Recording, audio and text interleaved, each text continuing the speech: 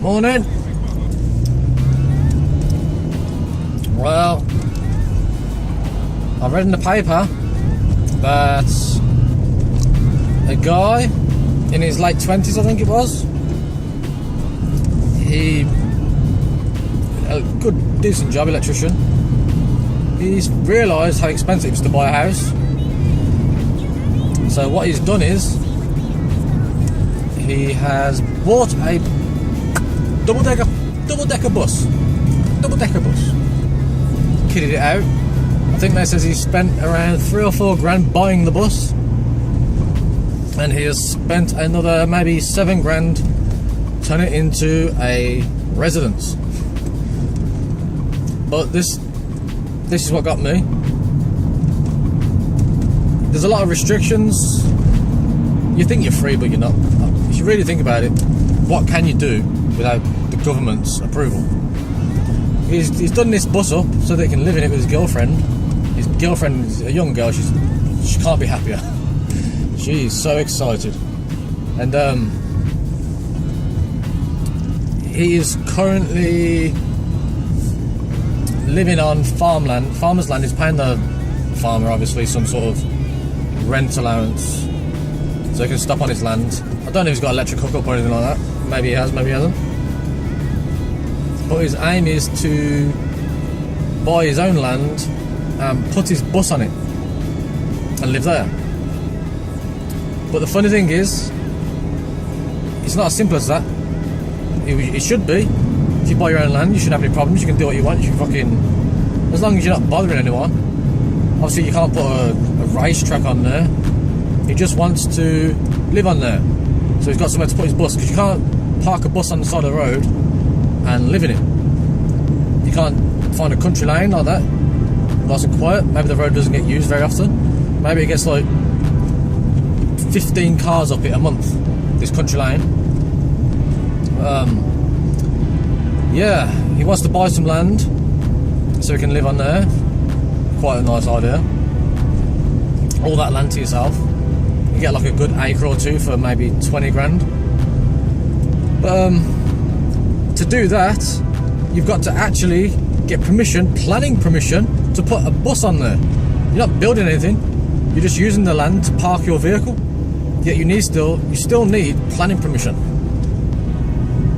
You're not fucking building anything. You're not going to dig up any holes. You could simply take the park on there, let the wheels down. Fine, job done. He's not asking for electric hookups, which I could understand, take the piss. That would fucking, a lot of permission for that. You need planning, it take ages. You could even park your bus against the tree line, paint it camouflage, blends in, you wouldn't even know it was there. Until you see the lights come on, maybe. But yeah, you can't do anything. You can buy land, but you can't do anything you want to it. Obviously within reason. Like I said, you shouldn't put a racetrack on there, but if you simply want to live on there, build a little cabin, you can't, unless you get approval. You should think about it. How free are you to do what you like? It would be nice to maybe, it's ridiculous, it makes me dizzy if you think about it. If you can't just give up your job, you can't, because you have to pay into the system. Paying into your system is paying tax. So if you don't pay into the system by getting a job, effectively you'd be homeless, because if you voluntarily give up your job, you can't claim allowance off the government, a job seekers fund or whatever you want to call it, dole money, old term. I can't remember, I don't know what the allowance is, how long you have to not claim money for. If you give up your job voluntary, you can't pick up any money off the government for maybe 2 to 4 weeks maybe. But if you lose your job, you can claim straight away because it wasn't your choice to give up your job. So yeah, you would be homeless.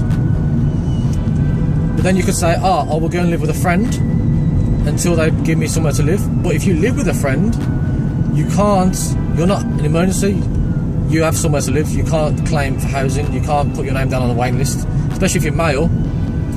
You're not seen as a priority because you're a male. You're not vulnerable in their eyes. So you could be living on your friend's sofa for years. Fucking years. So yeah. But this guy, he just wants to buy some land so that he can park his bus on there. He's actually doing the fucking country a favour by finding his own place to live. But he might not even be able to do it because he has to ask this fucking government for permission. He's actually solving his own housing problem because he can't afford.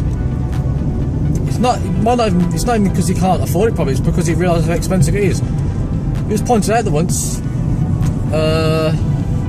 you save up all this money for a house, for the deposit on a mortgage, and then you're paying maybe 35, 40 years.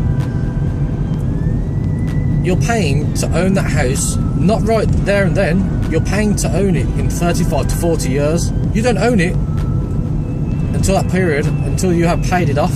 So people get all excited, they're moving to a house. Oh, I can't believe we bought a house.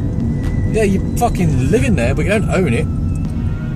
If anything happens in them 40 years to do with your job, medical, anything like that, you'd be fucked. You'd be out on your arse. I think that happened, maybe, was it in like the 80s, there was a big housing crash or something like that, and it wasn't anyone's fault, it was to do with the banks, I think it was. I don't know what it was, I weren't there. But yeah, and so then when you do actually own that house, you effectively should be retiring because you're at that age, which again, the fucking retirement age goes up ridiculous every year. I think it's around 65 to 70 years of age you can retire at right now. Who the fuck says you're gonna last till then? I actually know a very bad thing, a bad situation. A guy at work, he'd been working at the company, he was like maybe in his 60s, or he was definitely in his 60s, maybe early 70s. It was the only job he actually had. He joined the company when he was a teenager, he retired, and then within 2 weeks, he died. And in fucking 2 weeks of retiring, he died. How fucking sad is that? Huh? Yeah. So, yeah, what was So, yeah. Back on point. After then 35 to 40 years of paying your mortgage, guess what happens? You retire. So then you're on your pension, but you've still got to pay the upkeep of that house on your pension. So you're not going to be living the luxury lifestyle. If your fucking heating goes, your boiler goes, a boiler's a good grand, isn't it? So your savings are just slowly going down, paying for that house, hoping it's fucking in good condition and they get no problems, like I says, medical problems, anything like that. I don't know what else could happen. MOT, that always costs money. Anything. So yeah, that was a good one. You're paying a mortgage on somewhere to eventually own it 40 years maybe down the line. You're not owning it there and then.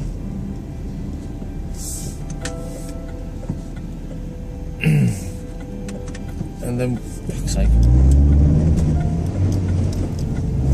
what?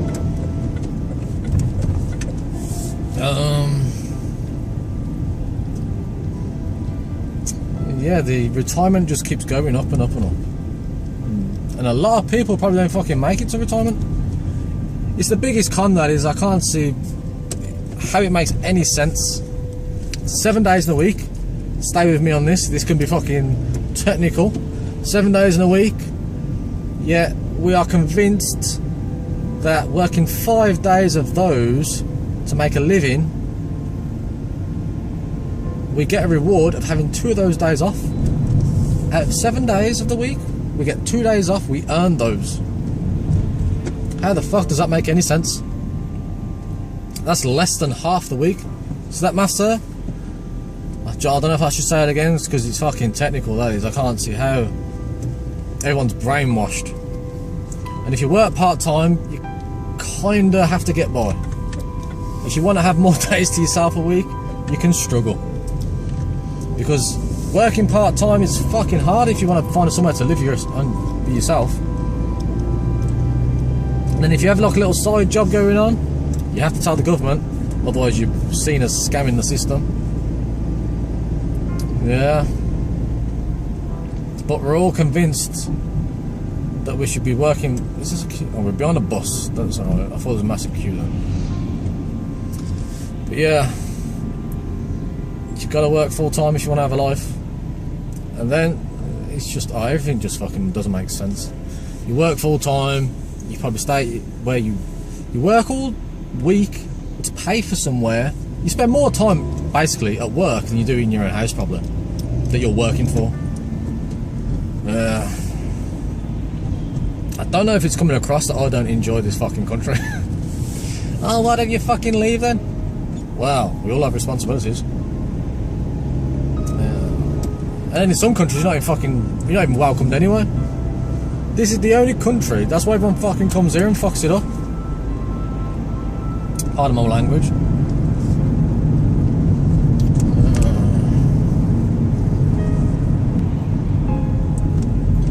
So yeah, you should try and live maybe a week of your own choices. Don't think about anyone else, especially the government. Think about what you want and see how many problems it causes. Everyone has it, everyone who has a job, they think, oh, I don't want to go to work this morning. But you have to go to work because you have to pay for your rent, your car, you have to pay your tax, everything. You have to pay for everything, basically. But yeah. Silly little things.